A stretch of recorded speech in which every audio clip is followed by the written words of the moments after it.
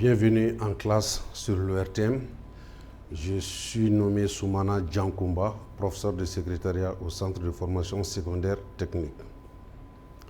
Alors le thème, ça c'est les documents commerciaux. Le contenu du cours, c'est la définition des documents commerciaux, les caractéristiques, ensuite les différents types d'imprimés. Comme objectif pédagogique, à la fin de cette leçon, que l'élève doit être capable de définir un document commercial, connaître les caractéristiques et savoir produire un imprimé de document commercial. Le terme documents commerciaux désigne l'ensemble des imprimés que les commerçants utilisent au cours de leurs opérations de commerce. Un imprimé est un document pour recevoir les informations. Par ailleurs, on peut retenir que les documents commerciaux sont des documents de liaison. Alors, il y a les documents de liaison interne et les documents de liaison externe. Les documents de liaison, ça, c'est les documents qui bougent, qui sortent de l'entreprise ou qui tournent entre les bureaux de l'entreprise. Mais les documents de position, ça, c'est des documents qui sont restés dans le service pour le classement. Un support d'information est tout matériel qui permet l'enregistrement des informations. Ça peut être, les informations peuvent être portées sur les feuilles, sur les cassettes vidéo, sur les clés USB, sur les cartes mémoire, etc. Et l'objet de notre étude porte essentiellement les supports papier. Alors, il faut retenir que tout imprimé de liaison comporte un titre, un numéro, éventuellement des consignes d'utilisation.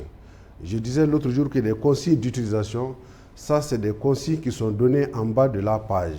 Souvent, alors on dit cocher la case correspondance. Donc ça c'est des consignes d'utilisation.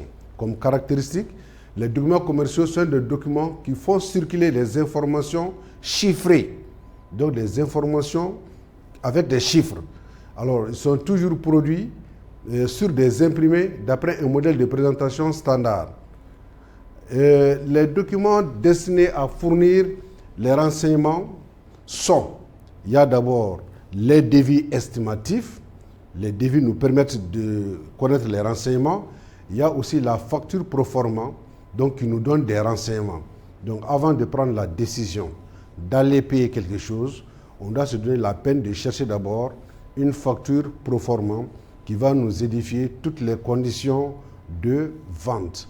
Les documents utilisés pour servir les paiements aussi, ils sont encore appelés les effets de commerce. Les effets de commerce, ça c'est le billet à ordre, la lettre d'échange appelée encore traite, ensuite le chèque.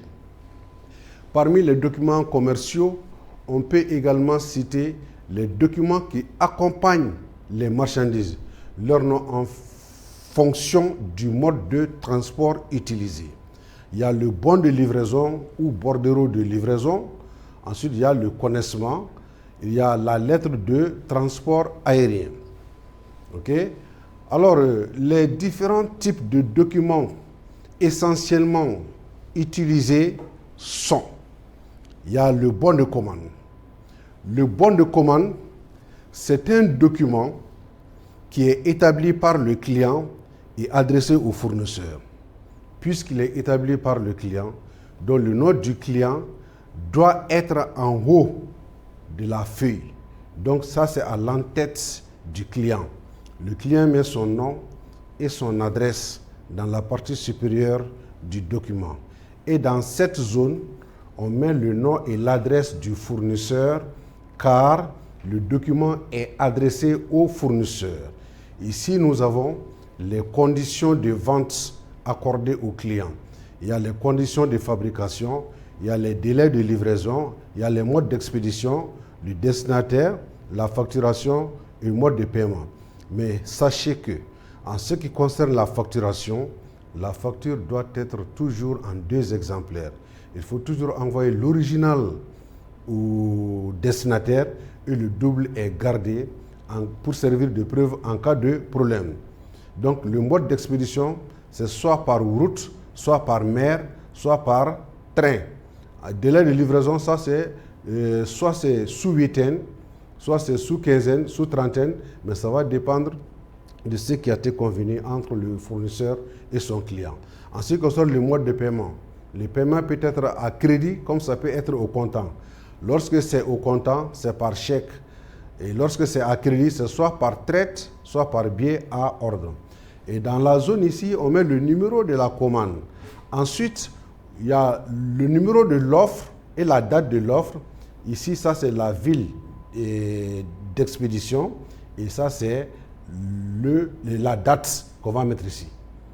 Donc la date de la commande, ça c'est la ville du client, parce que c'est le client qui envoie la commande au fournisseur. Et ça c'est le numéro de la commande. Vous avez le numéro de l'offre et la date de l'offre. Donc les différentes zones d'un bon de commande, vous avez la colonne des références. Là où on met les références. Ensuite, il y a une colonne de désignation, il y a la colonne de l'unité, il y a la colonne des quantités, la colonne des prix unitaires, la colonne des montants et la colonne de l'observation. Mais le client n'est pas obligé de calculer le montant, parce que c'est au fournisseur de calculer le montant de la commande. Mais dans la colonne observation, il se peut que souvent le fournisseur accorde une remise exceptionnelle sur un article, donc on va mettre remise de 2% ou bien 1% devant l'article concerné. Ensuite, nous avons le bon de livraison. Le bon de livraison est un document qui accompagne les marchandises chez le client. Alors, le bon de livraison permet au client de vérifier la livraison, de vérifier si la commande a été livrée exactement comme ça a été envoyé au fournisseur. Alors, le bon de livraison, cette fois-ci, c'est à l'entête du client. Contrairement au bon de commande. Je disais que le bon de commande est à l'entête du client, mais le bon de livraison est à l'entête du fournisseur parce que c'est le fournisseur qui envoie le bon de livraison au client. Donc, le nom et l'adresse du fournisseur est toujours en haut.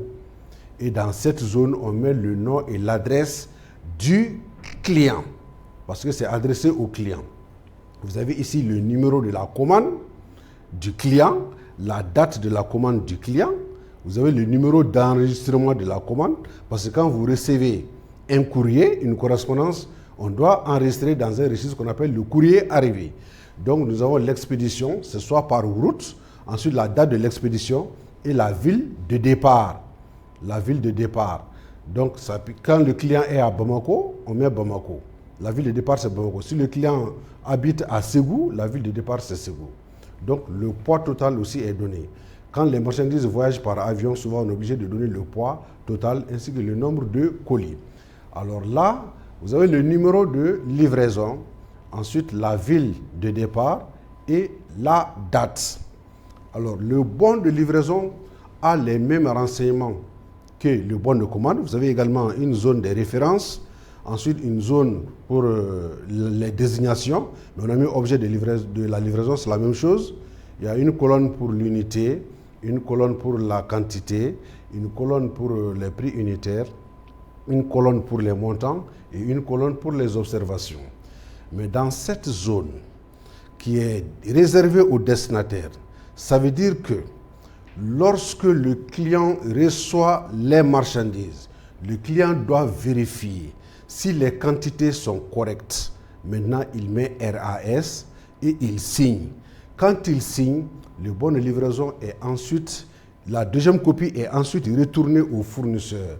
Et lorsque c'est retourné au fournisseur, c'est au fournisseur maintenant de se mettre en tête, ah, mon client a reçu toutes les marchandises. Dans ce cas, le bon de livraison va changer de nom et on va l'appeler bon de réception. Donc, le bon de réception, c'est le bon de livraison signé par le client.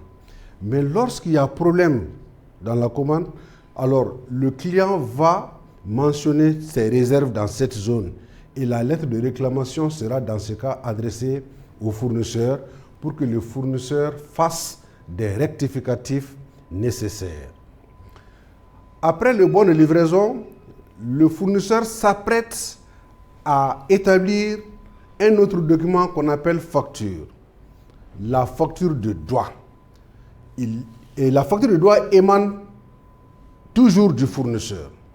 Donc, le nom du fournisseur aussi, c'est en haut, dans cette zone. Ensuite, là, on va mettre le nom et l'adresse du client. Comme sur le bon de livraison, vous avez ces mentions, les mêmes mentions existent ici. Le numéro de la facture, la ville de départ, la date d'établissement de la facture. Donc, vous avez les mêmes colonnes que le bon de livraison ici. Mais lorsque le client reçoit la facture, il doit reprendre les calculs. Il vérifie si les conditions de vente ont été appliquées correctement, comme ça a été dit par le fournisseur. Dans ce cas, il garde la facture. Mais s'il voit qu'il y a des erreurs de facturation, donc le client va adresser une lettre de réclamation tout en joignant la facture. Mais là, il va mettre ici tout ce qu'il a constaté comme erreur sur la facture. Mais quand la facture est envoyée au client, la facture est accompagnée d'un autre document qu'on appelle la traite. Alors, avant la traite, il y a la facture d'avoir d'abord. La facture d'avoir aussi émane du fournisseur. La facture d'avoir est établie lorsque le fournisseur a oublié de prendre en compte certaines conditions de vente, ou lorsque le client a retourné les marchandises pour défaut de fabrication, ou lorsque les marchandises ont été facturées mais qui n'ont pas été livrées. Donc le client va envoyer une réclamation au fournisseur et le fournisseur va dans ce cas établir la facture d'avoir. Et c'est cette facture d'avoir qui indique au client la diminution de sa dette. Donc, la facture toutes les conditions qu'on a appliquées sur la facture de droit seront également appliquées sur la facture d'avoir. Donc, la différence entre la facture de droit et la facture d'avoir est que la facture de droit indique à un client l'augmentation de sa dette, tandis que la facture d'avoir indique à un client la diminution de sa dette. Il y a le relevé de facture. Le client et le fournisseur peuvent se mettre d'accord. Il peut convenir d'un règlement global. Ça peut être tous les 6 mois ou chaque fin d'année. Donc si, alors, le règlement se fait de façon globale, donc le fournisseur va enregistrer toutes les factures de droit au cours de la période. Si c'est 6 mois, les 6 mois qui ont été convenus entre les deux parties, donc on va enregistrer toutes les factures durant les 6 mois, les factures de droit, leur numéro, ensuite les montants, et après on va enregistrer toutes les factures d'avoir dans la zone. Donc les numéros également. Ensuite, il y a les montants des factures d'avoir. Ici, on met les montants des factures d'avoir. Mais là, on met les montants des factures de droit. Ensuite, on fait le total des factures de droit ici. Et on met le total des factures d'avoir. Donc, la valeur nette, ou bien le net valeur, c'est total droit moins total avoir. Donc, la différence s'appelle net valeur. Et c'est ce que le client va payer. Donc, total droit moins total avoir, ça c'est le net valeur. Alors, la facture, le relevé de facture émane aussi du fournisseur. Donc, retenez que toutes les factures sont établies par le fournisseur. À commencer d'abord par la facture de droit, la facture d'avoir et le relevé de facture. Donc, tout ce qui concerne facture, ça c'est établi par le fournisseur. Donc, toujours le fournisseur, le nom de l'expéditeur c'est en haut. OK? Alors, la lettre de change est appelée aussi traite, la traite. Donc, c'est un document qui accompagne la facture chez le client lorsqu'il s'agit d'un paiement à crédit. Donc, si c'est un paiement à crédit, la facture et la traite sont envoyées chez le client. Qu'est-ce que le client fait? Le client vérifie d'abord si les calculs sont justes, s'il n'y a pas d'erreur sur la facture. Alors, s'il n'y a pas d'erreur sur la facture, le client va signer là, en bas, acceptation ou aval. Donc, ça veut dire que le client a accepté. Et pour que la traite accompagne la facture, le montant de la facture est mentionné sur la traite. Ça, c'est la date de création, c'est-à-dire la date d'établissement de la facture, la date d'établissement de la traite. Ici, ça, c'est l'échéance de paiement. Il s'agit de la date à laquelle le client doit payer. Mais cette zone est réservée pour la banque. Ici, on met le montant. La domiciliation, c'est le numéro de compte du client. À chaque fois que vous voyez domiciliation, c'est le numéro de compte du client. Ici, on met le nom et l'adresse du client. Le tiré, c'est le client. Mais le tireur, c'est le fournisseur. C'est pourquoi on dit contre cette lettre de change, stipulée sans frais, veuillez payer la somme indiquée ci-dessous à l'ordre de nous-mêmes. Donc, la lettre de change, c'est comme ça. Alors, c'est toujours payé à l'ordre du fournisseur. Puisque le fournisseur a établi, on met le nom du fournisseur ici, comme le fournisseur a établi la traite, alors il va dire à l'ordre de nous-mêmes. OK? Donc, si le client a fini de vérifier la facture, il voit qu'il n'y a pas d'erreur, en ce moment, il accepte la traite. Il accepte, voilà. Et si la facture a des erreurs, donc le client ne va pas accepter de signer la traite. Donc, s'il signe, ça veut dire qu'il s'engage à payer le montant. Et à quelle date encore? À la date d'échéance. Et c'est ça la traite. Donc, la traite est établie aussi par le fournisseur. Donc, si le client reçoit les deux documents, c'est-à-dire la facture et la traite, le client va garder la facture, mais la traite est signée et retournée au fournisseur. Et le fournisseur va garder la traite maintenant jusqu'à la date d'échéance. Parce que c'est une garantie. Alors, il y a un autre document qui ressemble à la traite, mais qu'on appelle le billet à ordre. Le billet à ordre qui ressemble à la traite, cette fois-ci, il est établi par le client. La traite est établie par le fournisseur, mais le billet à ordre est établi par le client. C'est le client lui-même qui prend l'initiative de le remplir et envoyer au fournisseur. Alors, la traite est envoyée d'abord au client, le client signe la traite et la traite est ensuite retournée au fournisseur. Mais quant au billet à ordre, c'est rempli par le client et envoyé au fournisseur d'un seul coup. Donc, le billet à ordre ne fait pas de va-et-vient, tandis que la traite fait un va-et-vient. Donc, c'est ce qui fait la différence entre la traite et le billet à ordre. Alors, les deux documents sont des effets de commerce, donc c'est pour le paiement à crédit. Alors là également, on met le montant contrôlé, ensuite on met la date de création dans cette zone, on met la date d'échéance ici et le même montant. Mais ici, à l'ordre de, sur la traite, on a dit à l'ordre de nous-mêmes, mais sur le billet à ordre, on met à l'ordre de, on écrit le nom du fournisseur et son adresse. Le nom du fournisseur et son adresse.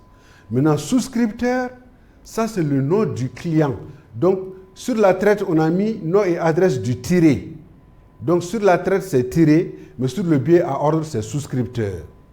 Donc, on met le nom et l'adresse du client. C'est le client qui est souscripteur. Alors, domiciliation, je vous ai dit tout à l'heure qu'il s'agit du numéro de compte, toujours du client, que ce soit sur la traite, que ce soit sur le billet à ordre ou sur le chèque, sur la facture. Toujours quand vous voyez le mot domiciliation, il s'agit du numéro de compte du client. Alors, vous avez également le numéro, la traite, le billet à ordre a un numéro. La valeur, c'est toujours en marchandise comme la traite. Et ici également, vous avez la signature du client. Donc, c'est le client qui va signer le billet à ordre. OK? Avant de l'envoyer, le client doit signer. Bien. Il y a également le chèque. Le chèque, c'est lorsqu'il s'agit d'un paiement au comptant. Donc, c'est très simple. Vous avez le numéro du chèque. Mais ici, j'ai mis Bank of Africa, j'ai donné un exemple. Donc, sur tous les chèques, ce n'est pas écrit Bank of Africa, hein. Ça peut être BDM SA, comme ça peut être BHM SA, etc. Mais j'ai pris l'exemple sur Bank of Africa. Donc, le chèque, il faut toujours que le montant en chiffres et le montant en lettres soient correspondants. Donc, il ne doit pas y avoir de différence entre le montant en chiffres et le montant en lettres. Donc, contre ce chèque, veuillez payer la somme de, on écrit ici le montant en lettres, à l'ordre de. Alors, ici, le chèque est payé à l'ordre soit du propriétaire du chèque, qui va dire moi-même. Ça c'est lorsque lui-même il se présente à la banque avec son chèque, il met à l'ordre de moi-même. Mais s'il met à l'ordre de X, monsieur X, donc c'est celui-là qui doit se présenter avec sa carte d'identité à la banque pour toucher le chèque. Mais on peut mettre également à l'ordre du porteur. Quand on met porteur, ça veut dire que n'importe qui peut aller toucher cet argent à la banque. Donc vous avez également la signature, ça c'est la signature du client. Donc le client aussi signe le chèque. Donc le chèque émane du client. Le chèque émane toujours du client parce que c'est le client qui paye au fournisseur. Alors je vous remercie de votre aimable attention. À la prochaine fois. Merci bien.